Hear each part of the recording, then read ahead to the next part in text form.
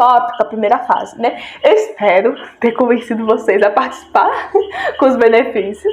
E a gente, né, vai focar nesses 2 meses e pouco, que a primeira fase é dia 30 de maio. Então a gente tem 2 meses e algumas semanas ainda, pra gente se preparar para o BMEP, tá? E o grupo, durante esse tempo, vai focar na primeira fase. Depois que passar a primeira fase, a gente vai estar mudando a estratégia do design, né? Que a menina, eu sou o design do grupo, né? Eu vou mudar o design para a segunda fase, tá? Enfim, mas a gente tem que focar por etapas, né? Como eu falei logo lá no primeiro tópico, né, são 2 etapas. A primeira, que é a competição dentro da escola, e a segunda, que é a competição nacional, tá? Então, vamos falar da primeira fase. A primeira fase, ela vai ser uma competição dentro da escola. Então, os melhores notas, no caso da prova da UBMEP, serão convocados para a segunda fase. Ok, mas eu tenho que explicar outro ponto.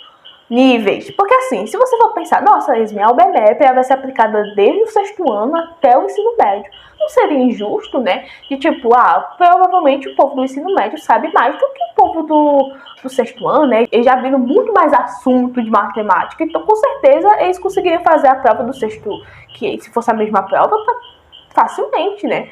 Mas a gente tem os níveis, tá? Cuidado para não confundir as fases com os níveis. Fases são as etapas que a gente tem, né? A primeira fase, que é a competição que a gente tem na escola, e a segunda fase, que é a competição nacional. Quando eu falo de nível, eu tô falando das provas destinadas a cada série. A gente tem 3 níveis. O primeiro, que é para o 6º e 7º ano. O segundo, que é para o 8º e 9º. E o terceiro, que é para o ensino médio. Então, esses três níveis são 3 provas diferentes. Então, no dia 30 de maio, quando for aplicada a prova da UBMEP, a gente vai ter... No caso, é porque a gente não tem 6º ano, né? Então, a gente tem o 9º, o 1º, o 2º e o 3º ano. Ou seja, a gente tem 2 fases. Desculpa, 2 fases não. A gente tem 2 níveis. O segundo nível, que é o nível 2, que é voltado para o 8º e 9º ano, e o nível 3, que é para o ensino médio, tá? Então, são 2 provas diferentes. As questões são diferentes, tá? Pode sim cair questões iguais nos níveis, só que a numeração dele é diferente. Eu já vou explicar em relação à numeração. Então, por exemplo, se eu tenho uma questão no nível 3, que é para o ensino médio, que é a questão 5, pro nível 2, provavelmente vai ser a 20, porque vai ser muito mais difícil. Então, a gente tem essas divisões de prova. E as provas também tem as cores, né? As cores é só para você diferenciar os níveis. Então, no nível 1, a prova é amarela. No nível 2 é rosa. E no nível 3 é azul. Tá. Como é a prova, Yasmin? Diga mais, né? A gente precisa de informações para você conhecer o seu inimigo.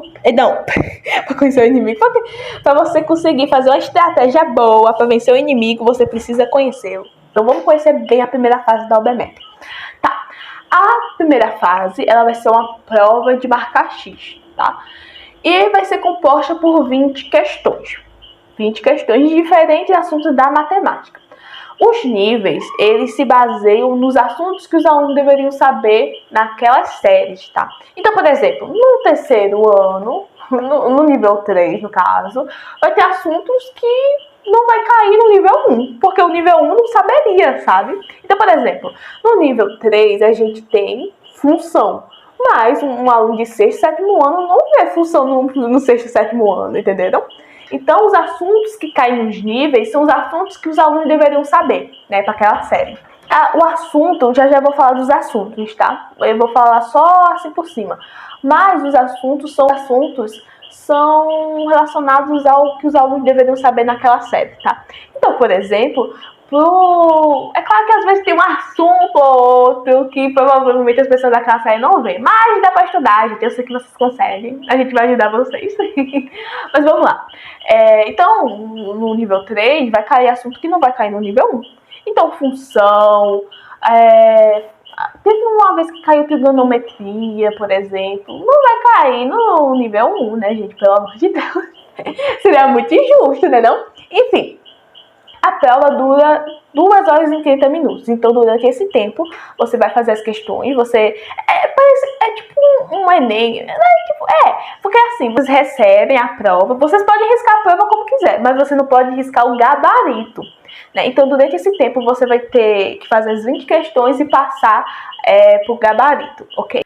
Observação que talvez não tenha ficado muito claro. No caso, vocês podem riscar a prova. O gabarito, vocês não podem rasurar, sabe? Vocês vão só marcar nas bolinhas e colocar as informações que são pedidas, tipo o nome, seu número de telefone, seu e-mail, enfim. Mas você, na prova, você pode fazer os cálculos na prova, você pode riscar, enfim. A ordem das questões, isso é importante de dizer, porque vocês, para formarem uma boa estratégia, vocês vão ter que usar isso. A prova da UBMEP, as questões estão de ordem das mais fáceis até as mais difíceis, né? Então, a questão 20 vai ser a mais difícil da prova, em comparação à questão 1. A questão 1 é a mais fácil da prova. Então, para você fazer uma boa estratégia, tá, vocês vão ter que usar isso. As questões fáceis vêm primeiro e as questões difíceis são as últimas, tá bom? Aí você pensa, tudo é igual, tudo é difícil. Calma que a gente vai ajudar vocês nisso, tá? Mas é bom vocês terem em mente que as primeiras questões, eu diria que as 10 primeiras são as mais fáceis, tá? Depois da 11, menino, desanda tudo. Principalmente no nível 3, porque o nível 3 é um pouquinho mais pesado, viu? E as meninas do terceiro ano aqui sofrem, eu sofro tanto com o nível 3, mas enfim, tá? Um todo ponto para se destacar, vários pontos para se destacar, não é mesmo? É que todas as questões valem um ponto. O máximo que você pode tirar na prova é 20. Então, para você fazer uma boa estratégia, você vai ter que focar nas questões fáceis. Porque não adianta você gastar muito tempo nas questões difíceis se vale a mesma coisa das questões fáceis. Vale a pena você fazer todas as fáceis e garantir os pontos e nos últimos minutos, o resto do tempo, focar nas difíceis. Por quê? Porque todas valem um ponto. É diferente da segunda fase, que as pontuações das questões são diferentes. Mas deixa para a segunda fase, para não complicar a cabeça de vocês. Assuntos que mais caem. Vão cair diversos assuntos. Eu vou depois mandar um vídeo lá no grupo, me lembrem, no privado, tá? Vou mandar um vídeo lá no grupo em relação a isso. Que tem vários assuntos que vão cair nos níveis. Mas o assunto que mais cai na UBMEP é raciocínio lógico. Você pode ser um gênio na matemática, você pode saber todos os assuntos de matemática, mas se você não tem raciocínio lógico, você não consegue fazer a prova da UBMEP. É a vida, né? Mas por que, Yasmin? Raciocínio lógico, o que é isso? Me explica direito. Explico, calma aí. Raciocínio lógico tem raciocinar. Lógico vem de lógica. Você tem que usar a lógica para resolver as questões. Então, muitas das vezes, você vai saber o assunto. Então, por exemplo, tem uma questão de fração. Eu sei as propriedades da fração, eu sei o que é uma fração, eu sei operações com a fração, mas não necessariamente você vai conseguir resolver a questão. Por quê? Porque você vai ter que usar esses conhecimentos com a lógica. Tem umas questões que você lê e você pensa que elas são absurdas. É claro, se você for fazer de forma braçal, vai ser. Por quê? Por exemplo, principalmente sequência. Sequência, por exemplo, eles dão uma sequência. Eu vou dar um exemplo aqui. Eu vou explicar a questão aqui, porque na hora que eu fui fazer o vídeo eu expliquei errado, tá? Mas vamos pegar o exemplo de uma sequência. Então, eu tô com uma sequência em que os termos são 1, 3, 5, 7, 9 e assim vai. E a questão pede o termo que esteja na posição 2023, né? Aí, se você fosse fazer termo por termo da sequência, você ia demorar a prova todinha fazendo. Então, tem outras formas de você, usando lógica, para você conseguir encontrar o termo que esteja na posição 2023. Na UBMEP vai ser parecido, não é igual a isso, porque normalmente as sequências tendem a ser um pouco mais difíceis, tá? Mas segue essa lógica. Entende? Então você vai ter que analisar a sequência, você vai ter que analisar os padrões, aí você vai ter que encontrar uma estratégia para encontrar o termo que está sendo pedido. Enfim, é uma loucura. Mas vocês vão conseguir, gente, vão conseguir. Você fazendo na mão, você passa o tempo da prova todinho escrevendo aquela sequência. Você vai ter que usar o quê? Lógica. Tá? Então, muitas das questões da UBMEP, se você for fazer assim, escrevendo, tipo, da forma braçal, você ou demora muito ou não consegue encontrar o resultado. Então, vocês vão precisar de lógica. Mas, Yasmin, eu não tenho lógica, Yasmin. O que eu faço da minha vida? Calma, gente, calma, que tudo nessa vida tem solução. Menos a morte, é a vida. Enfim, para vocês terem uma boa lógica, vocês vão precisar fazer questão da OBMEP.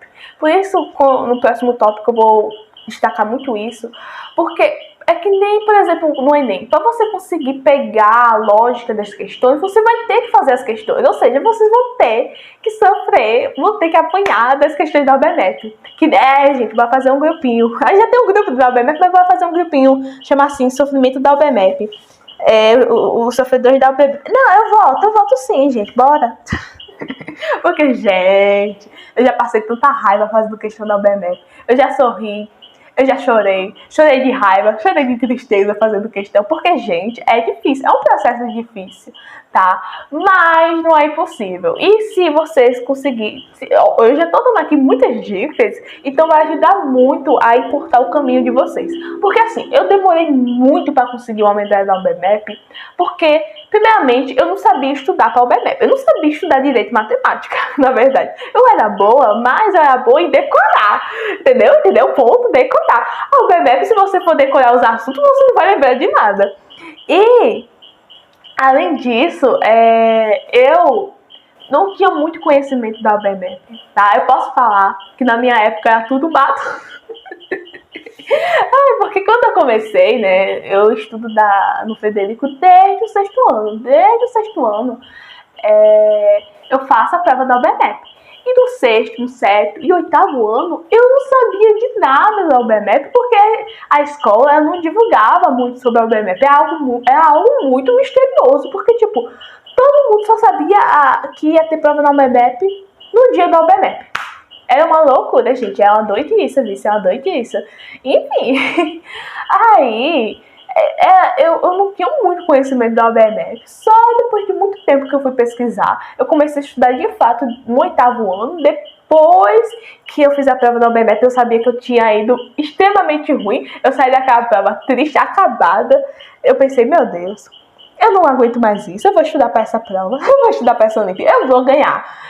O meu grande objetivo, quando eu comecei a estudar para a OBMEP, eu nem conhecia os benefícios direito, pra vocês terem a noção. Eu tinha um objetivo muito simples na minha cabeça. Porque, assim, quando eu tava no sexto ano, eu não passei na prova da OBMEP. Eu nem sabia o que era a OBMEP. Eu pensava que era uma prova que a professora tinha feito surpresa, pra vocês terem a noção do que eu achava que era a OBMEP. Mas, enfim.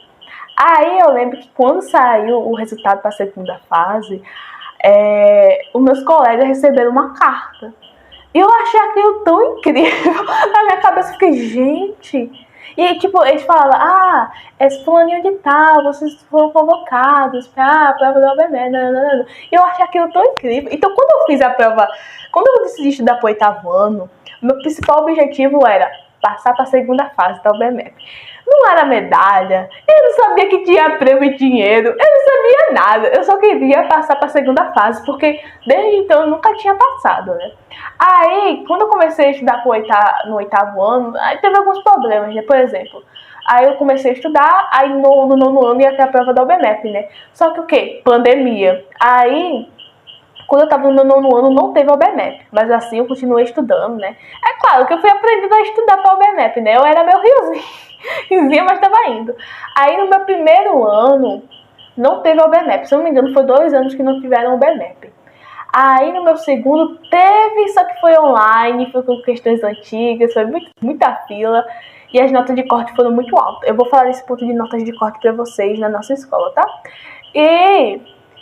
aí eu não passei, eu fiquei, meu Deus, que vida. Aí eu passei no segundo ano, viu, gente? Depois, estudando no oitavo, passei no segundo ano do ensino médio. É a vida, né, não, gente? Difícil, mas é porque teve vários acasos que dificultaram, né?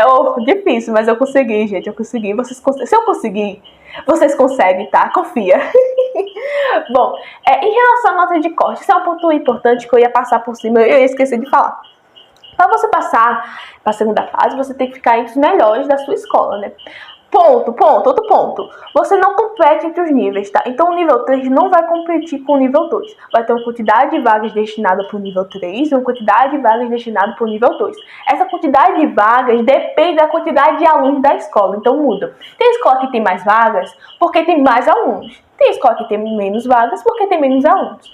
E as vagas do nível 3 não são iguais às vagas do nível 2, não são iguais às vagas do nível 1, tá? Então, os alunos de cada nível não competem entre si. Você vai competir com o seu nível. Então, eu e Yasmin, do terceiro ano, eu vou competir com o nível 3. Os alunos que estão fazendo a prova do nível 3. Os alunos do nono ano vão competir entre os alunos do nono ano, tá? Em todos os turnos. Ok. A nota de corte. Quando eu falo nota de corte, tipo, qual seria a pontuação que eu precisaria tirar para passar na OBMEP, sabe? Tipo, qual seria mais ou menos? A nota de corte da nossa escola não é tão alta. Isso é algo positivo, tá? Porque assim, como a gente não tem tanto tempo para se aprofundar, vocês podem focar nas questões mais fáceis, ou seja, nos assuntos que caem nas questões mais fáceis. Então, matemática básica mesmo. Equação, mexer numa equação. Mexer em fração. Sabe? Tem alguns assuntos mais básicos que você pode fazer, que é o que a gente vai focar durante esses meses.